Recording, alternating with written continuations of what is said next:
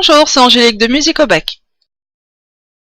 Aujourd'hui, on va s'intéresser à Vivaldi, l'un des compositeurs baroques italiens les plus célèbres et des plus prolifiques puisqu'il compte à son actif plus de 500 concertos, de nombreux opéras, de la musique sacrée, etc. Antonio Vivaldi est né à Venise le 4 mars 1678. Il est orienté vers la musique par son père violoniste dans l'orchestre de la basilique Saint-Marc. À l'âge de 15 ans, il prend la tonsure et est ordonné prêtre à 25 ans. Mais à cause de son asthme, il sera exempté de ses devoirs ecclésiastiques et peut se consacrer exclusivement à la composition. En 1703, il devient maître de violon à l'Ospedale della Pietà, un hospice réservé aux orphelines et aux enfants illégitimes de la ville. Malgré parfois de fortes interruptions, il garde cette fonction jusqu'en 1740. À la Pietà, il devait former les jeunes filles à la musique, mais aussi entretenir l'orchestre, qui sera très vite réputé en Europe. Il devait également composer pour les concerts publics que l'hospice offrait chaque dimanche. De la Pietà naquirent beaucoup de concertos et beaucoup de musique vocale.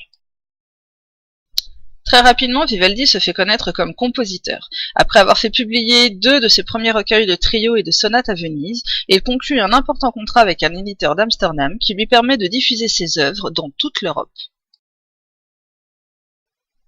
Vivaldi voyage donc beaucoup comme virtuose du violon, mais il doit également s'absenter quand ses œuvres sont données à l'étranger, donc dans des villes comme Amsterdam, Dresden, Vienne ou encore Prague. Dès 1713, il ajoute à ses activités des fonctions d'impresario et de compositeur d'opéra.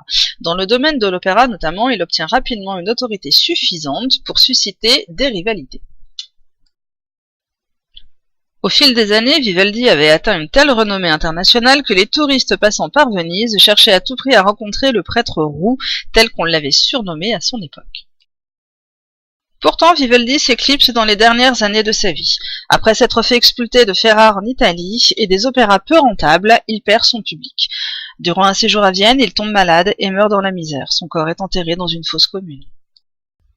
Vivaldi laisse derrière lui une œuvre de musique instrumentale très importante. Hormis les 4 saisons, il se distingue dans le concerto de Solis. C'est même un pionnier dans ce domaine puisqu'il en fixe le cadre et surtout il en écrit pour d'un très grand nombre d'instruments en dehors du violon, comme par exemple des concertos pour flûte, pour hautbois, viol d'amour, mandoline, violoncelle ou encore pour basson.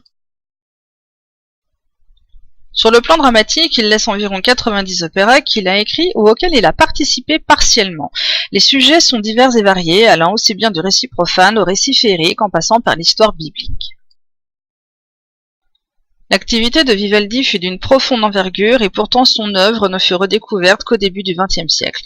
Sa musique a d'ailleurs fait l'objet d'un catalogue complet en 1974. Voilà, j'espère que cette vidéo vous a plu. Si c'est le cas, je vous invite à faire des retours et à la partager. Abonnez-vous à la chaîne et surtout inscrivez-vous sur le site de Musique au Bac pour recevoir plein de conseils toutes les semaines. Je vous dis à très vite sur Musique au Bac.